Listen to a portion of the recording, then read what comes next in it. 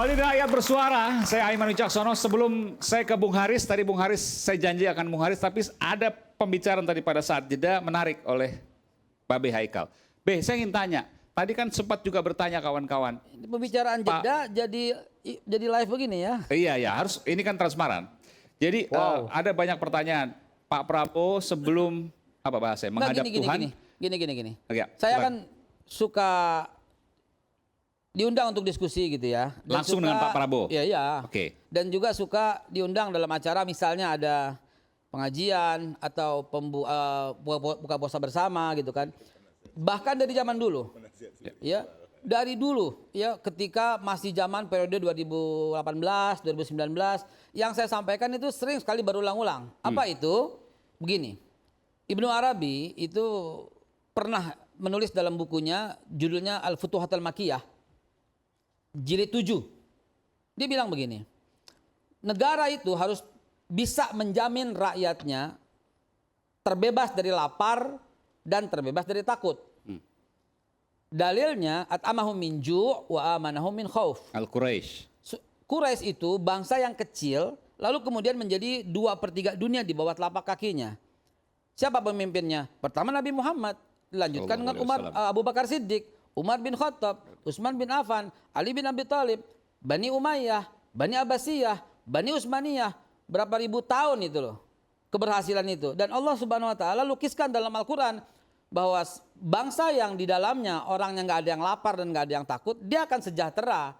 Begitulah beberapa tafsirnya dengan mengabaikan asbabun nuzul dari surat Al-Quraisy tadi. Dan itu disampaikan ke Pak Prabowo oleh seorang Babe Haikal. Dan saya sering sampaikan itu. Sering bahkan? Sering. Dan kemudian terjadilah mungkin dalam perenungan, dalam pemikiran, dalam program gitu loh. Akhirnya adalah suasana yang dibangun oleh beliau. Suasana apa yang dibangun oleh beliau? Dalam pidato-pidatonya, saya presiden yang akan mencintai rakyat yang baik yang mendukung saya maupun yang membenci saya. Itu beliau udah menjamin rasa aman di dalam bernegara. Dan kemudian beliau juga melancarkan program untuk makan siang gratis. Itu lapar. Itu juga menjamin. Jadi dari kata-katanya dan dari perbuatannya telah tercermin menjamin rasa lapar dan rasa takut. Itu masalahnya Bang. Nah, kalau lapar makan siang gratis, kalau takut apa? Kan udah menjadi kan komitmennya udah berkali-kali diucapkan. Saya presiden yang akan mencintai semua rakyat, baik yang mendukung saya maupun yang membenci saya. Artinya yang membenci nggak bakal diapa-apain gitu loh.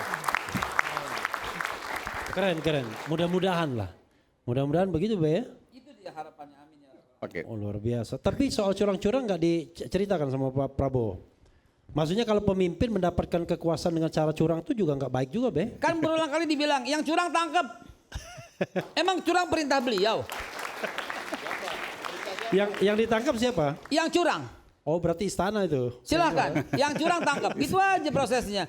Gitu aja kan. Dan yang curang memang perintah beliau. Ya kalau soal curang udah selesai lah, karena Mahkamah Konstitusi beliau sudah kan memutuskan. mengangkat kembali. Ya, saya katakan kembali gitu loh. Ya, siapa yang selesai. curang? Emang Tuh, yang Bung Refli punya keyakinan ya, silakan.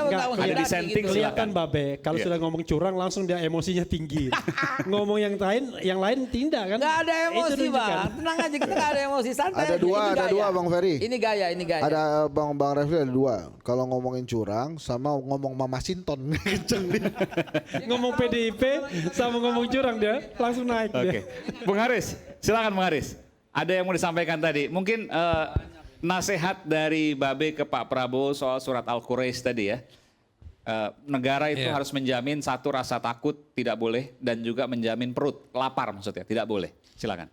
Baik, pertama begini, saya ngikutin tadi diskusinya dan juga ngikutin diskursusnya kan berapa hari ini soal nyebrang-menyebrang itu. Pertama saya mau bilang begini, bahwa diskusi ini atau wacana yang beredar soal bergabung dan harus ada yang jadi oposisi itu sepertinya agak aneh. Jadi maksudnya apa? Nggak perlu ada oposisi nggak apa-apa? Bukan, saya mau jelasin kenapa oposisi dan tidak beroposisi, posisi dan beroposisi menjadi diskusi normatif.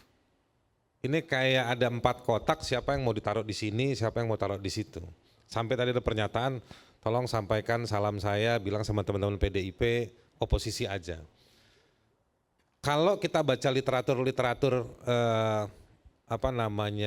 literatur humaniora ya terkait dengan soal situasi politik gini ya, dari kajian sosiologis, politik, hukum. Oposisi itu dampak. Dia bukan dipertarungkan, bukan didiskusikan dalam hitungan apa tadi istilahnya, tinta keputusan MK masih basah.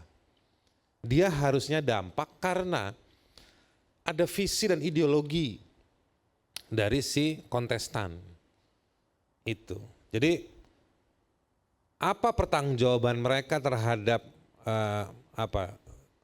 saya ke Banyuwangi mau ke tempatnya petani pakel di pelabuhan di Banyuwangi, kita berhenti ketemu pendukungnya PDIP, ya kan? Saya pernah ketemu pendukungnya Anies di daerah yang mereka tidak punya atau tidak melengkapi dirinya untuk berimajinasi akan gabung dan apa-apa. Mereka ideologis mendukung Megawati, mendukung Anies karena ada melihat harapan di sana. Jadi menurut saya oposisi adalah konsekuensi. Dia bukan sesuatu yang didiskusikan untuk ditempatkan. Otomatis harus jadi oposisi kalau tadi bahasanya kan kalau kalah, bukan hanya kalah. Gambaran idealnya adalah yang di koalisi Indonesia Maju pun harusnya ada yang tiba-tiba keluar. Kenapa? Saya kira makan siangnya pakai daging, ternyata kangkung misalnya. Dia juga check out. Kalau nanti sudah dilakukan Iya, misalnya. saya berimajinasinya seperti itu. Ini artinya apa? Artinya berposisi atau berkuasa dan juga beroposisi itu artinya karena ada konsep, ada keinginan yang diyakini. Melihat diskusi hari ini, melihat wacana hari ini, mau diundang mau nggak diundang, mau ada karpet merah nggak ada karpet merah, mau ada hubungan baik Megawati dan Prabowo, ya kan? Itu nggak penting. Yang penting adalah seharusnya mencocokkan. Ada kecocokan, ya kan? Dan kecocokan itu nggak harus dia bergabung. Pertanyaan dari perdebatan, belum masuk sudah masuk, nggak ada di rujukan tata negara kita. Koalisi itu disahkan di mana dengan mencet tombol apa, ada tanda tangan apa, nggak ada. Itu fatsun. Yang tadi kalau Bung Refli bilang menyebutnya itu fatsun dengan indikator-indikator. Semuanya gestur. Nah jadi yang penting buat kita, buat saya mau bilang, rakyat ada orang yang mendukung. 58 oke. 58 bisa kita diskusikan, tapi saya nggak usah diskusikan. Tapi yang non 58 juga punya harapan. Bahwa presiden bilang, terpilih Prabowo bilang saya akan jadi ini bukan soal person Prabowo. Presiden itu kelembagaan, benar nggak Om? Dari sisi tata negara presiden itu kelembagaan. Ini baru kali ini saya membenarkan Kan? dari A sampai Z. Jadi saya nanti mau saya tambahin, melanjutkan, nanti saya tambahin. Kepresiden itu kelembagaan. Persoalannya, backbone-nya, tulang penyanggahnya buat lembaga kepresiden itu di Indonesia dengan sistem multipartai. Saya mau nyambung ke poin berikutnya dalam soal multipartai. Catatan saya dan sejumlah teman yang kerja atau ikutin isu anti korupsi, hak asasi dan lain-lain. Multipartai ini sebetulnya dia salah satunya secara tidak langsung ya, mesti diperiksa nanti kita siap kita buka gitu. Tapi dia menyumbang banyak praktek tindak korupsi. Dia menyumbang Multipartai. Kenapa? Tadi multipartai. Sistem multipartai ini. Oke. Kenapa dia menyumbang sistem praktek korupsi dan juga kejahatan terhadap lingkungan hidup dan lain yang diperdebatkan di debat presiden tadi soal hilirisasi nggak hilirisasi? Karena yang memegang kendali dalam prosentase tertentu adalah orang-orang yang punya akses politik. Sekaligus saya mau mengkritik pernyataannya Bebe Hekal tadi yang bilang bahwa kalau ada ini saya omongin, gak semua orang rakyat jelata itu yang jadi korban dampak pencemaran industri nikel, banjirnya batu bara, punya akses ngomong sama Prabowo seperti Babe Hekal ini, ya kan? Nah jadi yang saya mau bilang, yang pegang informasi, yang tahu bahwa ada bisnis apa, kebijakan apa dibikin, didorong, ya orang-orang politik ini, rakyat nggak tahu. Nah, kalau multi partai mereka akhirnya berbagi. Saya selalu bilang di mana-mana ada 3 kalau orang ini dari multi partai ini nanti kalau koalisi berbagi jabatan, berbagi sektor usaha, dan berbagi penguasaan teritorial. Di daerah ini siapa yang main, di daerah ini siapa yang main. Jangan lu masuk ke Maluku Utara, lu main di Sulawesi Tenggara aja.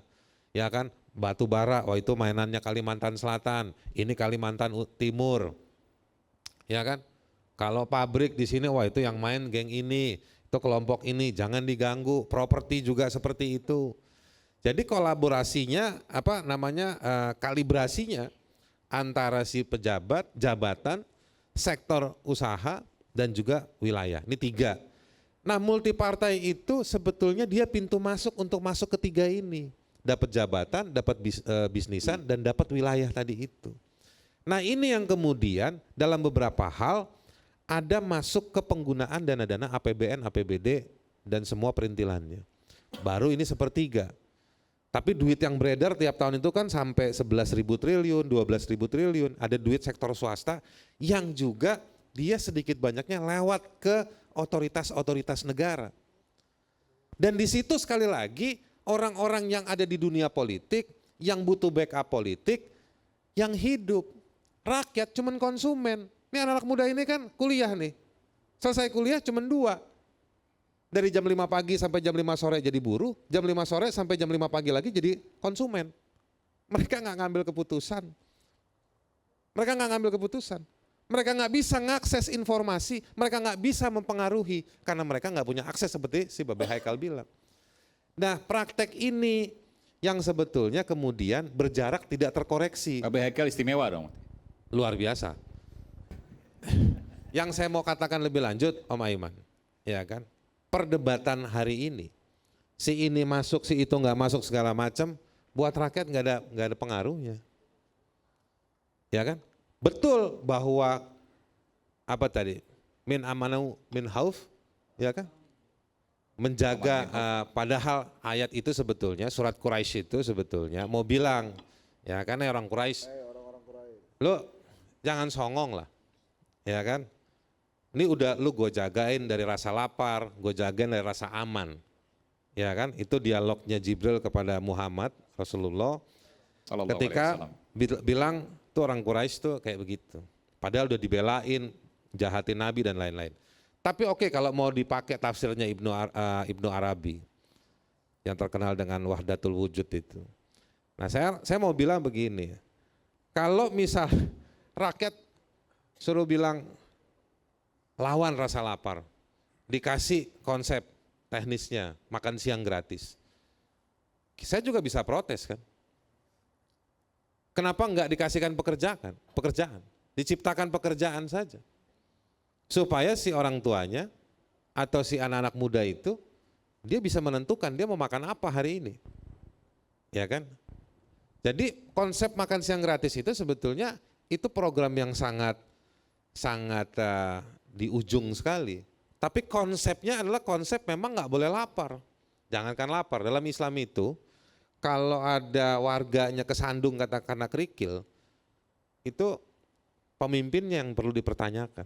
Meskipun dia berjenjang ya. Nah jadi sampai di situ saya mau mengatakan bahwa kembali sekali lagi, ini yang harus diciptakan adalah bagaimana kewarasan dan standarisasi bernegara. Bukan siapa yang bisa mengakses. Problemnya kita di negeri ini siapa yang diajak. Lu diajak apa enggak? Lu kenal apa enggak? Waktu kita mengakses komisi A, komisi B, lapor sana, lapor sini, jalan enggak? Apakah kita harus pakai embel-embel punya teman saya Babe Haikal loh. Oh ya kalau gitu nanti diproses. Nah, jadi persoalan saya persoalan yang ingin saya sampaikan malam ini, dialog oposisi, dia harusnya dialog yang mengukur problem yang ada di masyarakat apa. Nggak bisa terus-terusan ngomong, nggak ada masalah, 58 udah milik kita. Nggak begitu diskusi. Nggak tradisional, ini menarik. Jadi orang-orang, Babe istimewa, super istimewa. Orang yang seperti ini, iya, orang-orang yang dekat dengan Babe juga akan jadi istimewa. Iya. Karena Kalau bisa langsung misal- akses kekuasaan. Bagaimana dengan orang-orang di luar sana? Betul. Bagaimana kemudian dengan orang-orang yang katakanlah menjadi Makanya prakteknya. korban tambang dan lain sebagainya, warga dan sebagainya. prakteknya, Om Aiman. Anda mau sampaikan itu? Makanya prakteknya sekarang, termasuk saya sendiri, gara-gara mungkin berteman sama Om Aiman, jadi kalau orang Betawi bilang ketepak ngetopnya gitu ya. Dianggap kenal ini, kenal itu, kenal ini, kenal itu. Tolonglah bangun. Jadi udah nggak ada yang percaya sama mekanisme. Pernah kamu ngirim ini, pernah kamu ngurus ininya, udahlah bang, tapi udah berapa tahun lalu nggak jalan. Jadi di negeri ini segala sesuatu itu berjalan berdasarkan akses. Kenal nggak? Bisa nggak? Itu yang disebut dengan ordal itu. Saya mau tambahin ya. Bung Refli, nanti saya berikan kesempatan. Saya jeda dulu, kita jeda kembali ke rakyat bersuara. Setelah jeda nanti saya akan ke Bung Babe dan juga Bung Refli sesaat lagi. Bung Babe.